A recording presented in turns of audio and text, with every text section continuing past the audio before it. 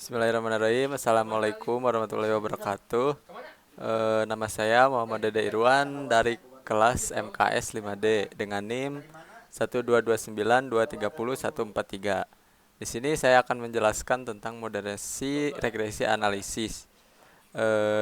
Langsung saja, moderasi regresi analisis adalah suatu teknik statistik yang digunakan untuk menguji bagaimana variabel ketiga atau variabel moderasi dapat memperkuat, melemahkan, atau bahkan mengubah arah hubungan antara dua variabel lainnya, variabel independen dan dependen. Dengan kata lain, variabel moderasi ini berperan sebagai pengatur kekuatan dan arah hubungan antara variabel-variabel utama dalam model regresi. MRA ini konsep dasarnya ada variabel X, yaitu variabel yang diduga mempengaruhi variabel dependen, lalu variabel dependen Y, variabel yang dipengaruhi oleh variabel independen. Lalu variabel moderasinya, variabel M, variabel yang dapat mengubah kekuatan atau arah hubungan antara X dan Y. Langsung saja kita ke Ifuse, yaitu untuk mencari MX1 dan MX2-nya. Pertama-tama kita buka file dulu, lalu new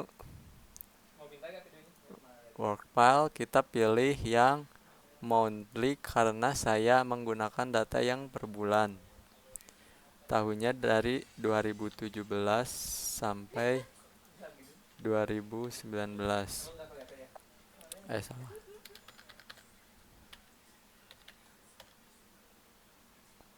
Oke. Nah, di sini masih kosong. Lalu kita masukkan datanya, yaitu quick empty group. Kita buka datanya, kita copy paste.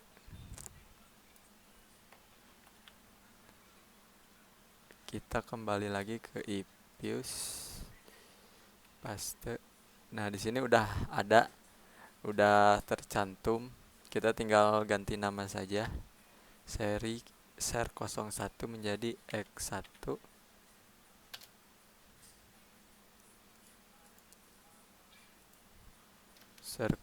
Ser 2 jadi X2. Ser 3 menjadi variabel Y. Dan seri 4 menjadi variabel M. Oke, kita close saja, hapus. Lalu selanjutnya pilih quick, generate series, lalu kita masukkan rumusnya, ketik M X1 spasi sama dengan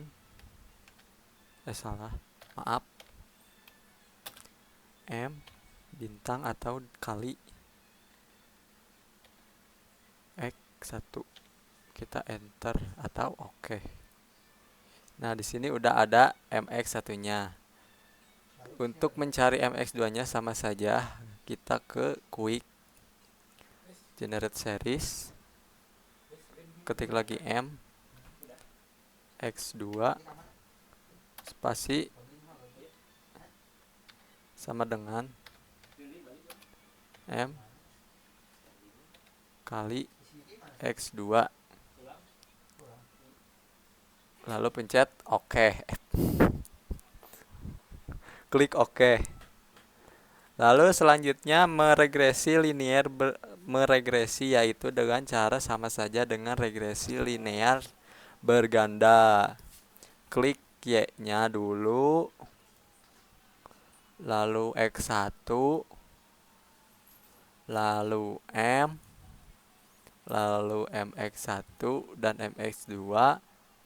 Setelah itu klik kanan, open as equation, lalu kita pindahin C-nya ke sini dan oke. Nah, di sini sudah mendapatkan hasil yaitu untuk MRA-nya. Langsung saja kita pindahkan ke Word-nya. Kebetulan di sini sudah ada.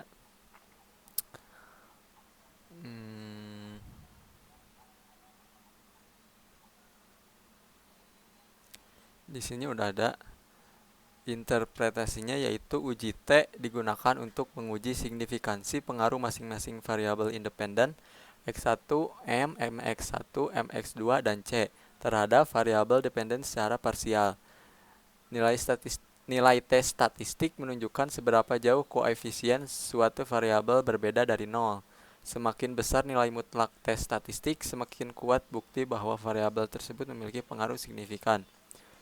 Lalu nilai probabilitasnya merupakan tingkat signifikansi jika nilai probabilitas kurang dari 0,05.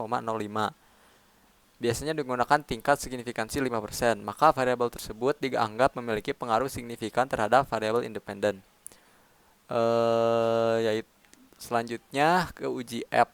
Uji F digunakan untuk menguji signifikansi pengaruh seluruh variabel independen secara bersama-sama terhadap variabel dependen. Nilai F statistiknya menunjukkan seberapa besar variasi dalam variabel dependen yang dapat dijelaskan oleh seluruh variabel independen secara bersama-sama. Lalu nilai probability-nya sama seperti uji T, nilai ini menunjukkan tingkat signifikansi. Selanjutnya yaitu R-square atau koefisiensi determinasi, menunjukkan proporsi variasi dalam variabel dependen yang dapat dijelaskan oleh model regresi.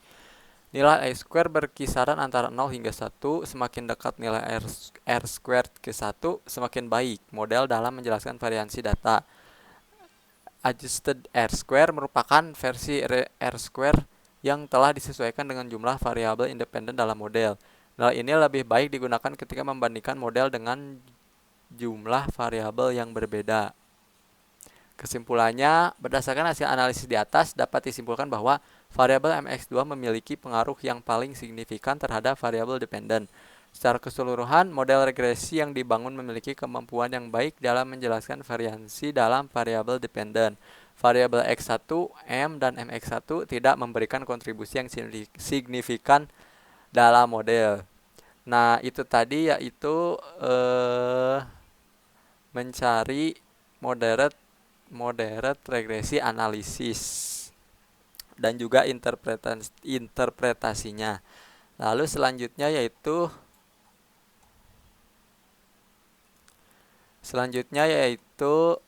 kita melakukan uji asumsi klasik. Di sini sudah terdapat hasilnya dan juga diagramnya. Dengan hasil, uji T-nya digunakan untuk menguji signifikan masing-masing variabel. Nilai T-nya menunjukkan seberapa jauh koefisien suatu variabel berbeda dari 0. Semakin besar, nilai T-nya semakin kuat. Lalu uji F-nya, nilai F statistik menunjukkan seberapa besar variasi dalam variabel dependen yang dapat dijelaskan oleh seluruh variabel independen secara bersama-sama. Nilai probability-nya sama seperti uji T. Lalu R-squared-nya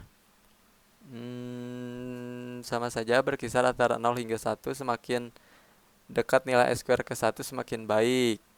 Lalu ada uji multikolinearitas. Interpretasinya berdasarkan tabel yang di atas, nilai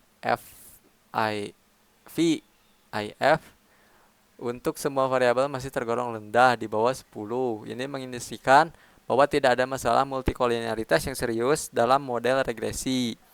Dengan kata lain, variabel-variabel independen dalam model ini tidak terlalu berkorelasi satu sama lain. Selanjutnya ada uji heteroskedasitisitas. Dengan interpretasi uji T-nya kurang dari 0,05, maka tidak dapat menyimpulkan bahwa variabel independen memiliki pengaruh. Uji F-nya juga sama, kurang dari 0,05, maka tidak menyimpulkan bahwa model regresi secara keseluruhan signifikan. Selanjutnya yang terakhir yaitu uji autokorelasi. Interpretasinya, karena nilai p-value baik F dari statistik maupun chi-square lebih kecil dari 0,05, maka ditolak hipotesis 0. Ini artinya ada bukti yang cukup kuat untuk menyatakan bahwa terdapat autokorelasi dalam model regresi ini. Implikasinya, implikasi adanya autokorelasi yaitu estimator tidak efisien karena koefisien regresi yang dihasilkan mungkin tidak efisien. Standar error yang bias, standar error dari koefisien regresi mungkin terlalu kecil. Uji T dan uji F menjadi titik valid. Keputusan mengenai signifikansi individu, variabel, dan model secara keseluruhan menjadi tidak dapat diandalkan. Mungkin cukup sekian penjelasan dari saya. Mohon maaf bila ada kesalahan atau banyak kesalahan. Wassalamualaikum warahmatullahi wabarakatuh.